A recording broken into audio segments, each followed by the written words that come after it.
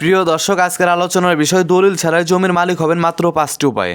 আমরা অনেকেই জানি যে দলিল ছাড়া জমির মালিক হওয়া যায় না, আবার অনেকেই জানি দলিল ছাড়াও জমির মালিক হওয়া যায়। আজকে এমন একটি বিষয়ে আলোচনা করব যে দলিল ছাড়াও জমির মালিক হবেন শুধুমাত্র 5টি উপায়ে। ধরেন আপনার দলিল হারিয়ে গেছে, ছিঁড়ে গেছে, পুড়ে গেছে, যে কোনো কারণে আপনার কাছে আপনার দলিলটি নেই, সেই ক্ষেত্রে কিভাবে আপনি জমির মালিক হবেন মাত্র 5টি উপায়ে।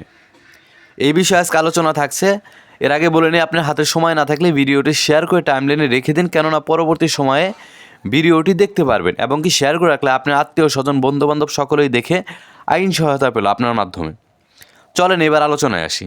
প্রথমত, আপনার দলিলটা যদি হারিয়ে ছিঁড়ে বা যে কোনোভাবে আপনার দলিল নেই, সেই ক্ষেত্রে নামজারি খতিয়ান উঠাতে হবে। ধরেন আপনার বাবার জমি, আপনার বাবা মারা গিয়েছে, এরপর হচ্ছে নামজারি খতিয়ান উঠে আপনাদের নামে নামজারি করতে হবে। অর্থাৎ প্রথমত নামজারি খতিয়ান উঠাবেন। এরপর আপনার বাবা মারা গেলে ওয়ারেশন সনদটা উঠাবেন। আপনার বাবা যে মারা গিয়েছে তার মৃত্যু সনদ বা ওয়ারেশন সনদ দুইটাই উঠাবেন। উঠালে সেইখানে আপনারা যে ভাই বোন যেই কয়জনকে রেখে গেছে সেই কয়জনের নাম উল্লেখ করে ওয়ারেশন সনদ পাবেন। ওয়ারেশন সনদের পর আপনি উঠাবেন ডিসিআর। ডিসিআর হচ্ছে খাজনা খারিজ দিলে একটা রসিদ দেয়, যেমন খাজনা রসিদ ব্যতীত একটা রসিদ দেয়, সেটাকে আমরা ডিসিআর বলে থাকি। এই সম্পর্কে অনেকের ধারণা নেই, তবে ওইখানে আপনি দেখলেই বুঝতে পারবেন ডিসিআর নং লেখা আছে। আপনি একটা ডিসিআর পাবেন, সেইটা আপনি সংরক্ষণ করে রেখে দিবেন। এরপর খাজনা রসিদ, ধরেন আপনার কাছে নেই, আপনার বাবা নামে নামজারি ছিল, বা যদি আপনার বাবা ও নামজারি না করে থাকে আপনার দাদার নামে নামজারি ছিল, সেই ক্ষেত্রে আপনার দাদার যে কাগজপত্রের বাক্স আছে সেখানে খুঁজলে ডিসিআর পেয়ে যাবেন।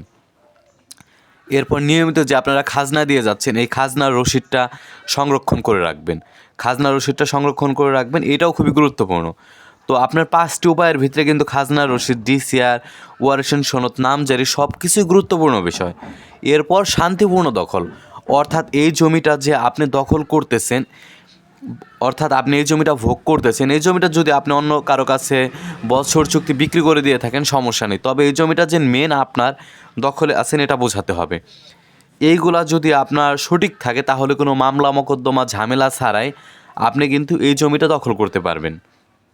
অর্থাৎ এই 5টা উপায় যখন আপনার থাকবে, আপনার কখনোই দলিলের প্রয়োজন নেই।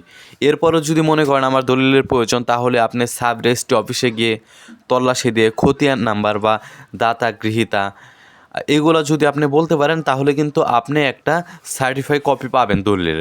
তবে দলিল কোনো প্রয়োজনই নেই। নামজারি খতিয়ান, ওয়ারেশন সনদ, ডিসিআর, খাজনার রসিদ, শান্তিপূর্ণ দখল এইগুলো যখন আপনার কাছে থাকবে, আপনার 1%ও দলিলের প্রয়োজন নেই। দলিলের প্রয়োজন কখনোই হবে না, কারণ হচ্ছে এইগুলো আপনার থাকলে এইগুলো আপনার দলিল। অর্থাৎ ওয়ারেশ মূলে যে সম্পত্তিগুলো পেয়ে থাকেন তার হচ্ছে দলিল এইগুলাই। এরপর আপনি যদি কারো কাছে বিক্রি করেন তখন তার দলিলটা লাগবে। তার আবার কখন দলিল লাগবে না, তার নামে যখন সমস্ত নামজারি বা সমস্ত রেকর্ড হয়ে যাবে, তার সন্তানরা যখন ওই জমিটা নেবে তখন লাগবে না। এই হচ্ছে আজকের আলোচনার বিষয়। আশা করি বুঝতে পারছেন। কোন বিষয়ে বুঝতে পারেন কমেন্ট করে জানাবেন। পরবর্তী কোন বিষয়ের উপরে ভিডিও চান এটাও কমেন্ট করে জানাবেন। আপনাদের আগে একটা এরকম ভিডিও দিয়েছিলাম, সেখানে অনেক সাড়া পেয়েছিলাম, প্রায় 4 লক্ষর কাছাকাছি ভিউ হয়েছিল। এই জন্য ভাবলাম যে পরবর্তী আরেকটা ভিডিও দেওয়া যায়। আপনারা অনেকেই জানতে চেয়েছেন, তো আশা করি বুঝতে পারছেন। বুঝতে না পারলে কমেন্ট করে জানাবেন, শেয়ার করে সকলকে আইন সহায়তা দেবেন। ধন্যবাদ সকলকে। আসসালামু আলাইকুম।